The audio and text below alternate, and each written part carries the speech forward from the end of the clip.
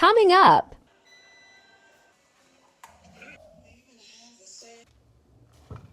Ballers, we be on some twankies. Player haters get found, stanky. Cheap and fat nuts of that danky. Big diamond rings on our panky. Ballers. Hello my lovies, welcome back to another video. I hope you're going to enjoy this, and to give you more juice, I'm going to give you a story. Okay, this is not just any typical story. This is a story that you won't believe happened. So in India, there's this lady called Jolly. So Jolly was a very jovial woman. She got married to this good family, and her husband was known as Roy Thomas. So she was finally called Jolly Thomas. Now, Jolly was loved by the neighborhood, loved by the villagers, loved by the family members, and everybody. She was really welcomed into the family. But they didn't know the little dirty secret, or may I say the big dirty secret that she was hiding. So she used to tell people that she was a master's degree holder in commerce, and that she had this big prestigious job in NIT Calicut. So I think that's a superior school, like college or uni. And every day she would go to the school, apparently in quotes, give lessons and come back home. So nobody ever suspected, When she got married to this family, the family were like the breadwinners. Like most, I think, Indian families, I don't know, I'm not stereotyping, but the man used to provide and everything. So she didn't have to provide, but times got tough, and the mother-in-law was like, Jolly, you are a lecturer, so why not add to the table what you earn? Maybe buy shopping this time while your husband does this, just share costs. Now Jolly had a secret in that she was not a master's holder. In fact, she was not a lecturer at the uni. She just used to wake up in the morning and go with her bicycle out, stay there the whole day, and come back in the evening. Nobody ever noticed. I mean, nobody ever suspected. I don't know how she did it for all those years, because it's kind of weird. I don't know if she went out and stayed outside the gate, or it's just weird for me to pretend that I'm working at an institution, especially a big institution, and I have to go and stay there the whole day. What do? Do you watch movies? So yeah, that was Jolly's life. Nobody ever knew. And Roy's mother, the mother-in-law, was like, you have a good job, so why don't you help? And Jolly would say, yeah, next time.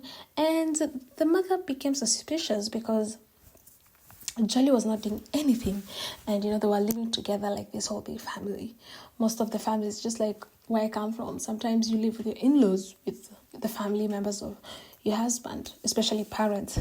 And Roy's mother, she's called Anama. In 2002, she was walking, then got home and decided to drink water. She asked Jolly for a cup of water, drank it, and went outside to relax. Little did the family members know, she started breathing profusely. She fell sick instantly, like a cardiac arrest, and she collapsed eventually on the floor. Quickly, they took her to the hospital where she died. So she didn't make it. And the doctors declared that she had suffered a heart attack. That was in 2002. So Jolly was married in 1997, and her mother-in-law died in 2002. And this is just after the mother asked Jolly to take up responsibilities financially. So when the mother died, Jolly, everybody of course was sad, but nobody suspected anything. It's normal. I mean, a heart attack, it could happen to anybody, especially at her age, but she was young, 57, but still, it's not like, this is so suspicious. So they let it go, buried the mom, and Jolly started taking over the house, because now the father-in-law was left alone with Jolly and her husband, now the son to the father-in-law. The father-in-law was called Tom, and he was 66 years old in 2008. And that is when he passed away after collapsing. So the same thing that happened to the wife happened to the husband, the parents-in-law of Jolly. Now, the family was not suspicious because also, he's 66 years old, and it's of course you would be questioning why will they die the same manner, but it's not that big of like a young child dying of a heart attack. Funny thing, during the deaths of both the parents-in-law, Jolly was always present. She was always there on both occasions. So this is 2008. 2002, mother-in-law died. 2008, father-in-law dies. Now we're going to 2011. I think that is after 4 years. Roy, Jolly's husband, was 40 years old. And after dining and consuming rice and Bengal gram curry, he died. So he was found dead in his bathroom, locked from the inside. And the cause of the death was ruled as suicide. They said they had some financial issues, and the postmortem revealed that there were traces of poison, but nobody really made a big of deal because, they had financial issues and they had never been in this occasion or in this spot because the parents used to take care of them. But now, Jolly took everything and Roy was left with nothing. So they imagined, maybe this is suicide. And it was at this moment that Jolly wanted, or she tried to make a fake title deed. Can you imagine? So both parents-in-law are dead. The husband is dead. She's the only one left in the house. And Roy had 2 siblings, another brother and a sister. So when Roy died, his maternal uncle, who is called Matthew, came over and called for a post-mortem report because he was suspicious. He was like, there's something wrong here. I have 2 people who are dead and now my nephew just died. No, this is not right. He smelled the rat. And in 2014, when he insisted on this postmortem, Jolly invited him over to the house, which he was trying to get, and gave him whiskey. Matthew suddenly died. He was 68 years old. This is in 2014. So now we have 2002, her mother-in-law dies. 2008, her father-in-law dies. 2011, the husband dies at 40 years old. And now Matthew, the uncle who called for a postmortem for the nephew, dies. So this is getting a little bit suspicious. We're seeing a pattern here. Everybody that's questioning Jolly, or everybody that is questioning the deaths of these people, gets killed, The same year, 2014, when the uncle died, Jolly came together with, I think it's a distant cousin of the family, who is called Zachary. So Zachary was Roy's cousin, was Jolly's former husband, or Dad's husband cousin. He was called Shaju Zachary. And Shaju had a wife called Silly, and they had a 2-year-old daughter called Shaju. No, the 2-year-old daughter was called Alfin. So Alfin was offered food by Jolly. They went to visit Jolly and she ate some food at Jolly's place. Actually, there was a celebration at Jolly's place. The whole family members came, and then Alfin, the daughter to Shaju, now the Shaju is the cousin to Roy. I know it's a lot of names and confusing, but bear with me. She choked on the food and died. A 2-year-old baby choked on the food and died. Now, I think here's where suspicions began arising, because how can a 2-year-old just die like that, But choking on food sometimes happens to children, but still, it's like everybody that comes in contact with Jolly dies.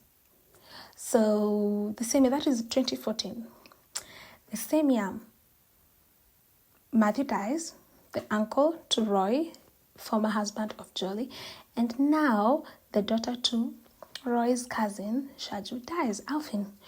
After 2 years, 2016, Jolly allegedly gave Silly. If you remember, Silly is the wife to Shaju and the mother to the dead 2-year-old daughter, Alvin. So Jolly invited her and gave her a mushroom capsule and tried to convince her that it will help her boost her energy with depression, because Silly had lost her daughter, Alvin. And Silly was like, yeah, you're right. I mean, if anybody saw me in a depressive state and offered help, especially a family member, and told me, this is bio, you can take it, there's no additives, nothing, it will help you sleep or it will help you cope with what you're going through, I will trust them. And that is what Silly did. And Silly took that and died. And this is in 2016, 2 years after her daughter's death.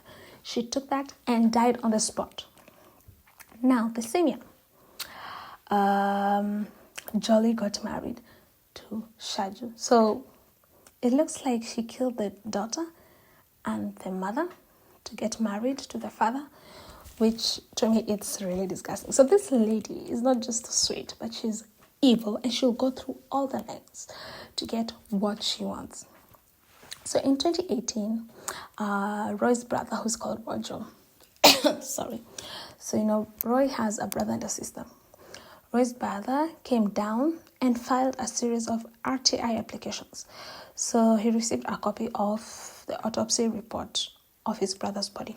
When he read the report, he realized that Jolly had lied to them. Jolly told them that the husband who died had food at 3:30 p.m. and didn't eat later afterwards. But it was clear from the postmortem that he had rice and the curry at 8:30 p.m., not at 3:30 p.m., as previously told by Jolly. So the brother was, now this is not right. Why would Jolly lie? I mean, if she would say 3:31 p.m., then okay, that's a difference of 1 minute.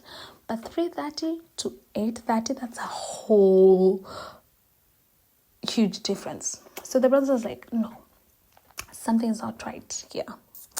And at this time, Jolly was, I think, she was 46 years old. Yeah, 2018, she was 46 years old.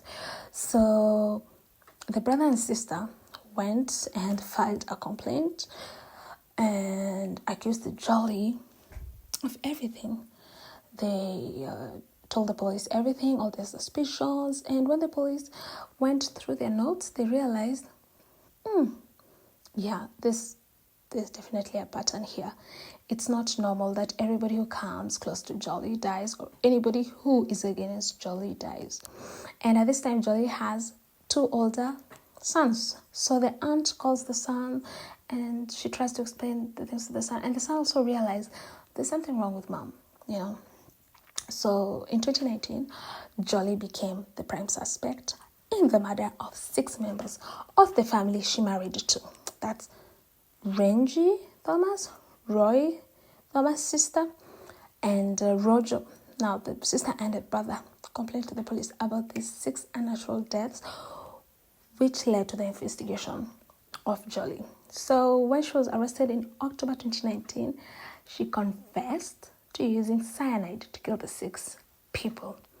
And you might ask, how did she obtain this cyanide? Because I think it's not easy to get cyanide. It's not just sold